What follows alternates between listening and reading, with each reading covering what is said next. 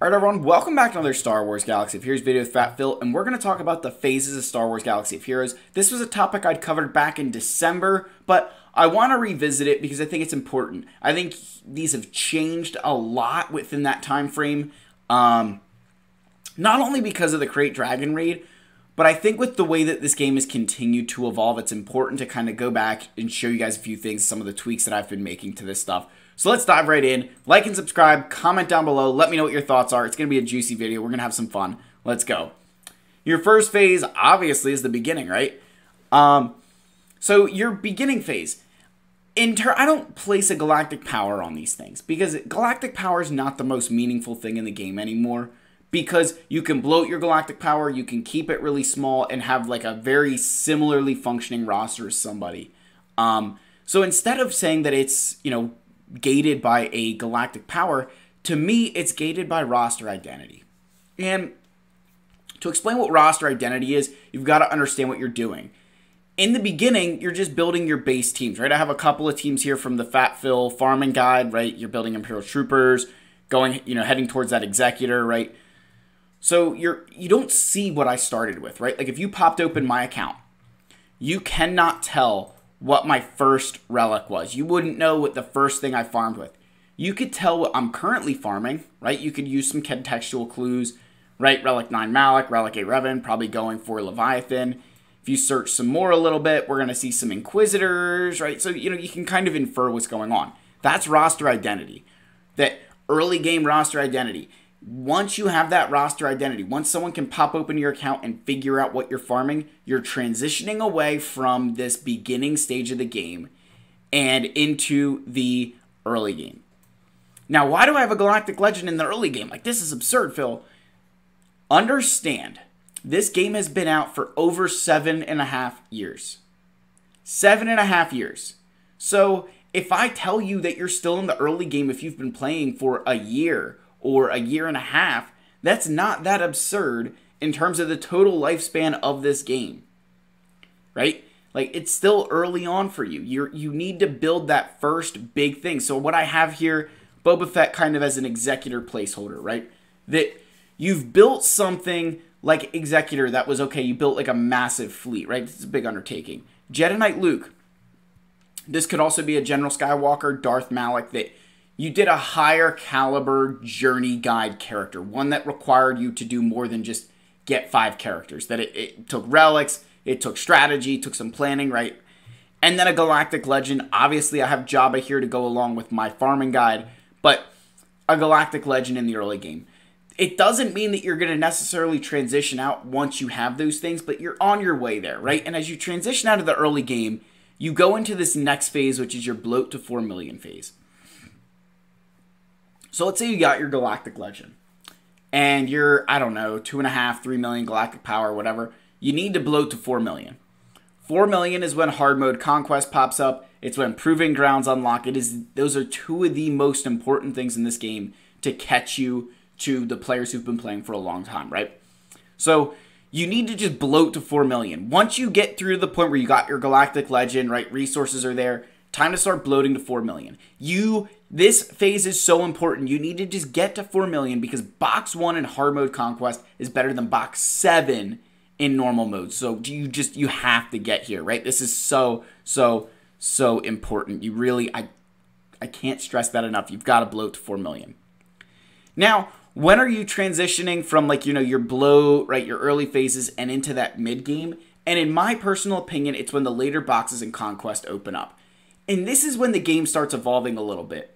That when you unlock hard mode conquest, it's almost like a sign that your account is ready for a higher level of rewards, a higher level of, characters. And so that means that your roster is going to be able to get more done in conquest. And so I use these phases and look at conquest and kind of say that if you're getting those later boxes, box 4, box 5, your account's transitioning from this bloat phase, right? Your bloat to 4 million phase and into the mid game.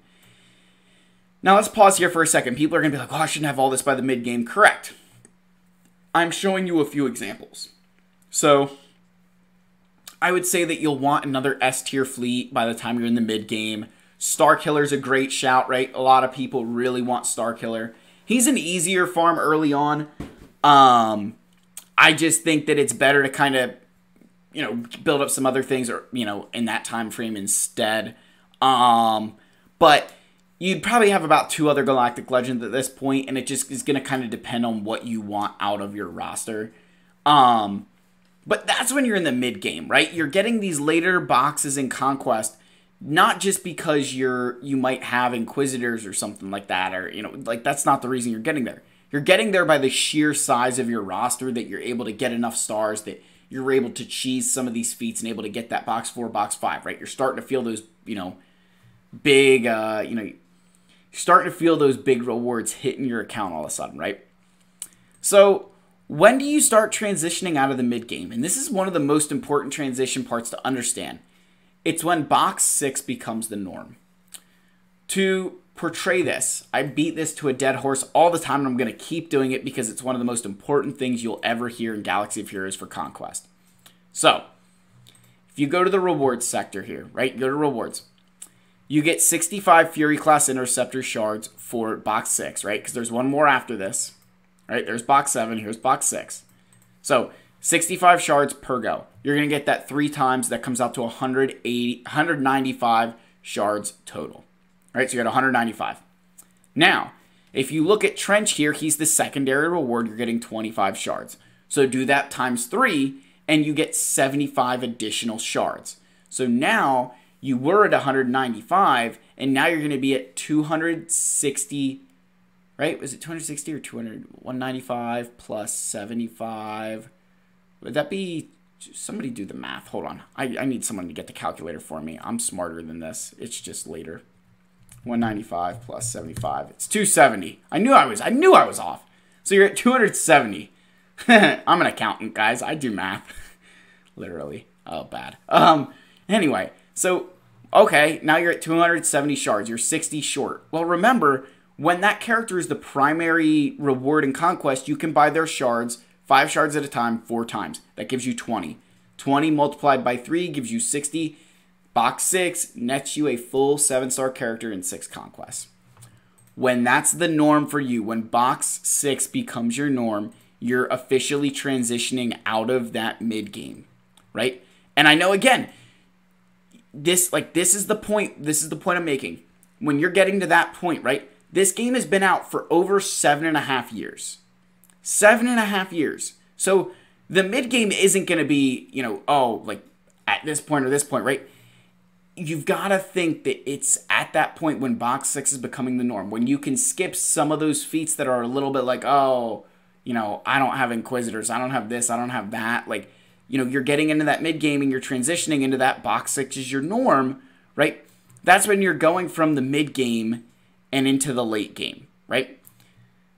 The mid game is a huge chunk of time in this game, right? It's going to be a big chunk of time because you're going to be building a lot. So what happens in the late game is, okay, box 6 is now your norm, and you don't nearly have as much to farm, right? You don't. You will not have nearly as much to farm at this point because you built a lot of that up.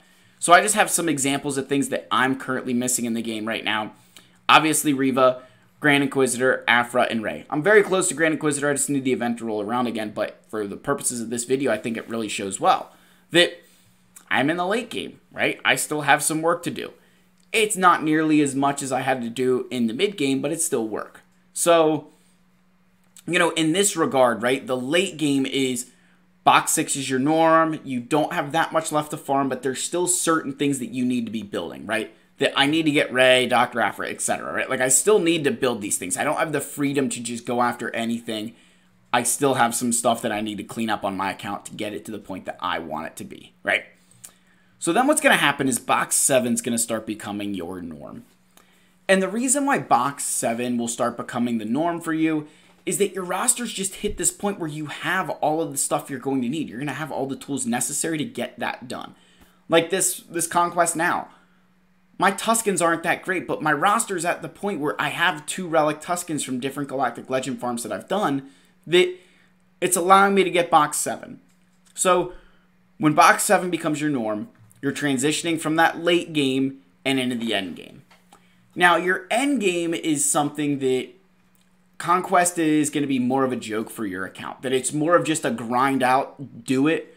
rather than, okay, I need to cheese this feat this way, need to cheese this feat that way. When you're just like, yeah, I need to get 300 purges, I'll just use my Inquisitors until I get 300. I mean, that's kind of what's showing you as an endgame player, right? That they don't need to put in the same amount of effort as somebody who's in the mid game because they've already put in that time, right? So that's your end game. Box 7 is your norm, and you're building stuff like, I have Leviathan here as the example, right? Because I think Leviathan's very end game, that you're spending those absurd resources, Relic 8s, Relic 9s, because you have everything to do it, right? So the latest and greatest stuff here is because of Tip of the Spear players. The difference between endgame and Tip of the Spear is the progress they've made on this stuff, right? How do I say that? What do I mean? So if you're a Tip of the Spear player, you're going to have these characters at Relic 5, Relic 7, whatever, right? You're going to have relics on them. They're going to be ready to go. An endgame player is probably slow farming these characters, right? They're working on them. They're just not quite there yet. Compared to the Tip of the Spear, who just wailed on them right away, they've got them. You know, the Tip of the Spear is the smallest group of players, but they do drive a lot of stuff, you know?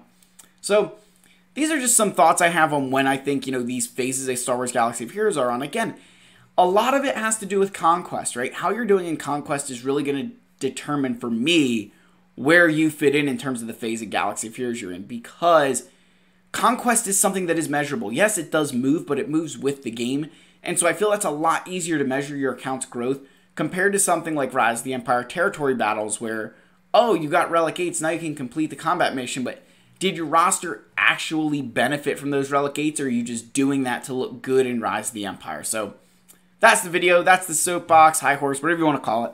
I love all you guys. That's the end of this one. I'll see you in the next video. Cheers.